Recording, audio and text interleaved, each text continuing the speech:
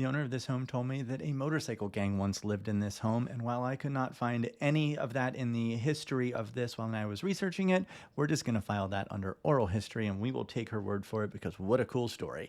Guys, we are at 109 Rutledge Avenue here in Charleston, South Carolina, and this is a house. I can't wait to show this to you guys. First off, a huge thanks to my friend Middleton Rutledge at Daniel Ravanel, Sotheby's International Realty, the listing agent here, for allowing me to tour this home and to the homeowner. Now, we do have two structures here. So this is the main house here, but we're going to start in the back. We're going to go to the carriage house first. We'll talk about that because then we're going to get into the main house, because once we get in there, you're not going to want to leave. So we come on, it's at that Charleston Single style. You know, we got these porches on the side. There are 3 levels of porches in this, and it's just views for miles once we get up there, because we're going to end all the way up there. So before we get too far into this house was built in 1852. It is known as the McMacken Becay's house, and it is listed at $5,495,000, and it is 4,327 square feet with 4 beds, 4.5 baths. Now, there's the carriage house that is 927 square feet with 2 beds and 1.5 bath, which we're going to right now.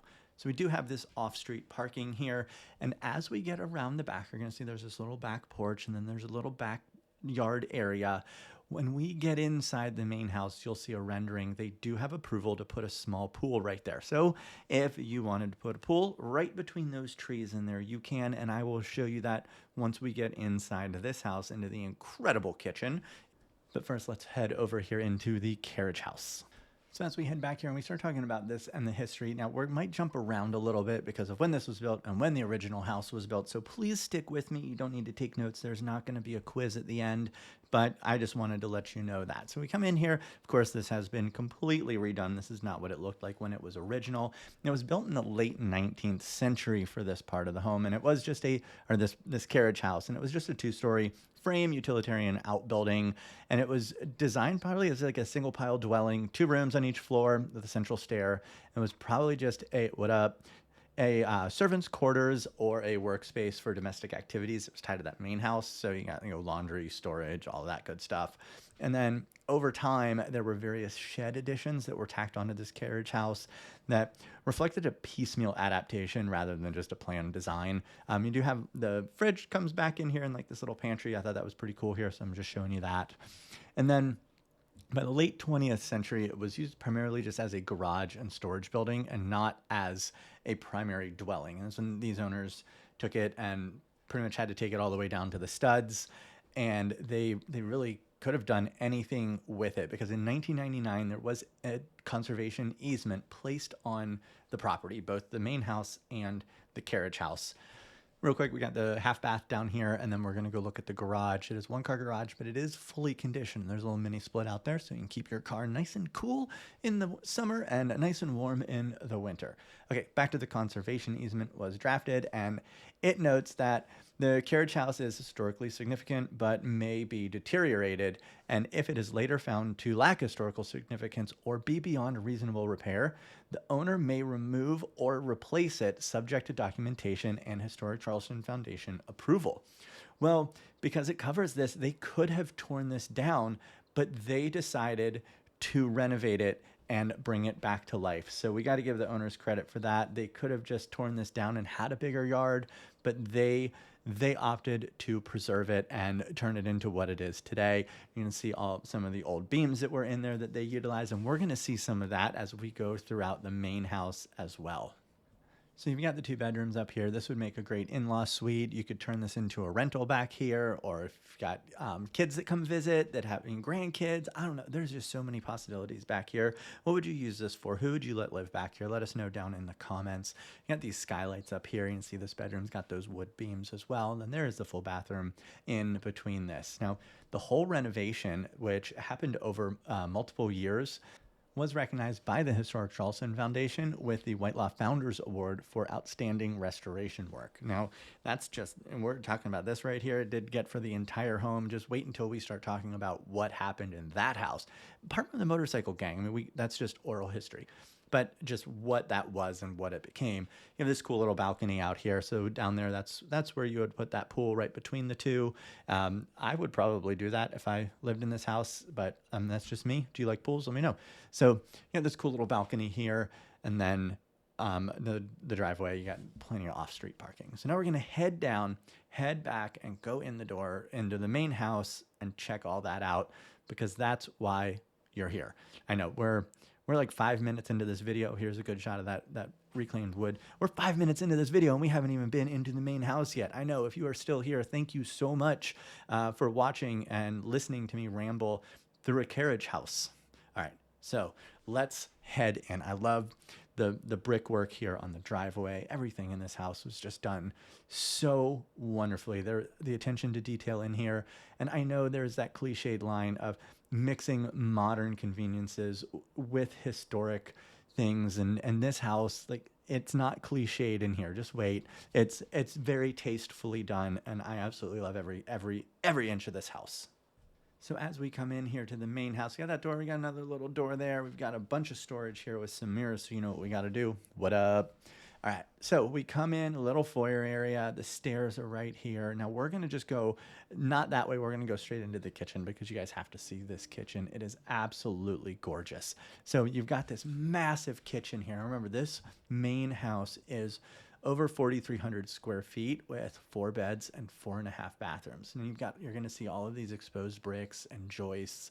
There's imported French oak floors, these huge tall windows throughout. You have a little eat-in area here. The dining area is on the front of the house. You have a little coffee station, these big windows that overlook where your pool is going to be. I'm going to mention that a couple times if you haven't noticed that. And then you have this living room here, which we'll check that out here in just a second. We'll get a closer look at that for you. But let's take a look at this island. It's massive.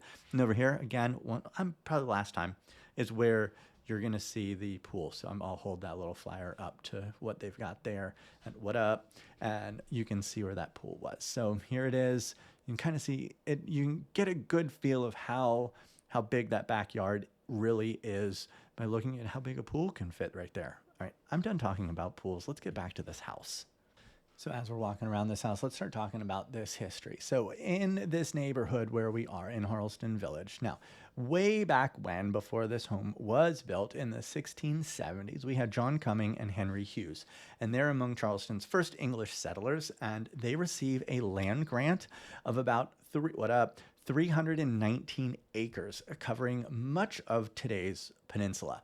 And we get in, and then after Cumming's death, his widow and then the Charleston family controlled this land, and they used it mostly as grazing pastures.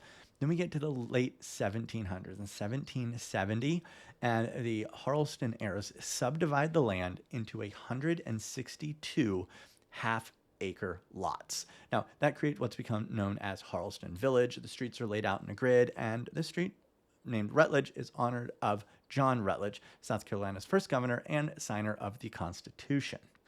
Then we fast forward to the early to mid 1800s, and we have a modest 2-story wood frame house that stood on the lot where this would become. But I want to note, you see that door? So every floor has doors that go out onto the patio. Every bedroom has doors that go onto the piazzas. There's the dining room. Okay, so there's a structure here.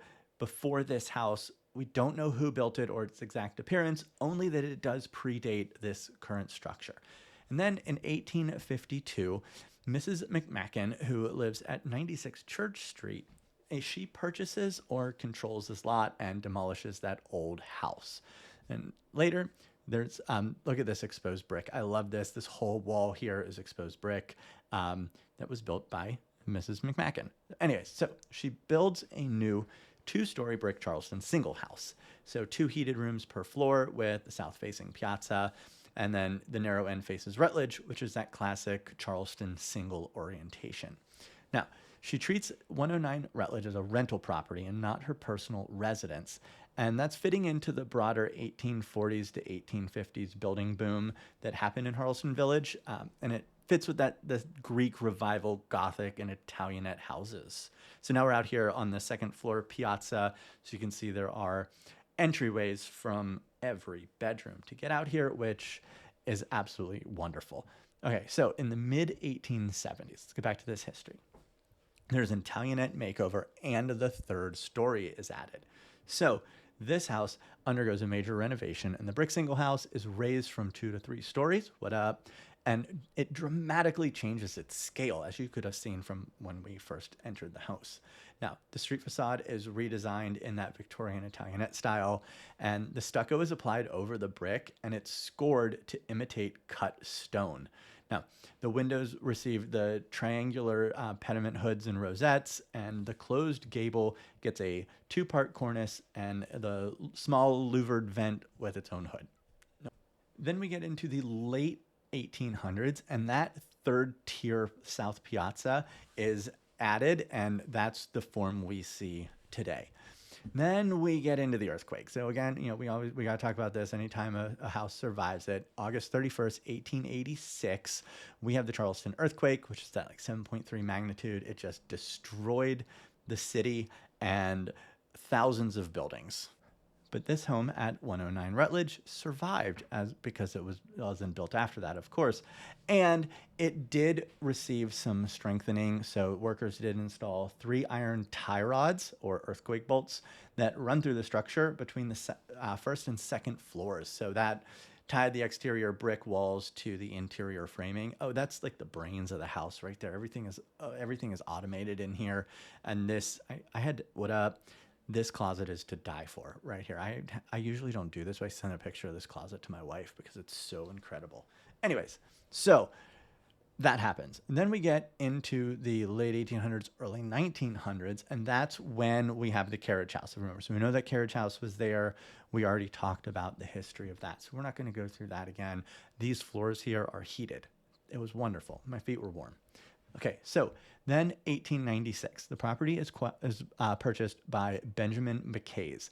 So the McMacken Beckays house. And that began roughly 80 years of continuous ownership by the Beckays family. Now, he was born in 1846. He was from a family of gunsmiths and locksmiths that were active on State Street. So he served in Charleston's fire department from the Civil War era onward, and first he was a longtime volunteer, and then he was a paid member of the fire department. So here's some more of those doors. You can see they left them all, even though they don't go anywhere. So be careful. Now we're up on this third floor. So we have the Beckays family, and he eventually becomes the chief engineer assistant chief, and he's responsible for all of the department's apparatus. So then, as the Beckays family lives here through the first generation and the second generation, it is a single family residence, but by 1930, it is converted into 3 apartments. Now, it is still owned by the Beckays family, and Mary Beckays and Benjamin Jr. occupied the top floor unit, and then they rented out the bottom 2. And then in the 1940s, the entire South Piazza was enclosed. What a travesty.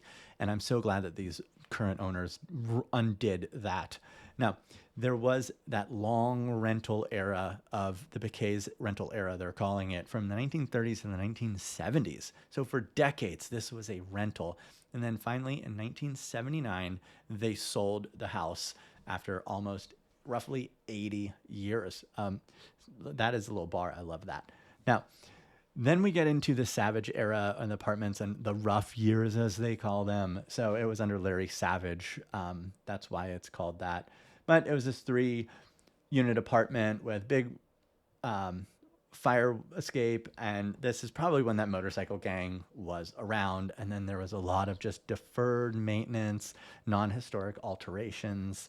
And then it did pass to another family, and they did the easement on the house. So that protects all of the exterior facades, the roof, the chimney, and the grounds in perpetuity. And so you can't do anything unless you get approval on this home, which I think is a great, great thing. And then the current owners purchased it and went through a multi-year renovation. I mean, they purchased this home for $750,000 in 2019, and it looked nothing like this.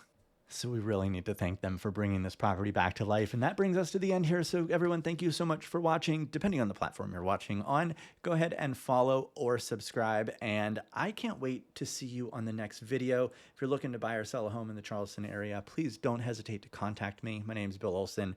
Thank you so much, and I'll see you on the next tour. Have a wonderful day. Look at how beautiful it was today.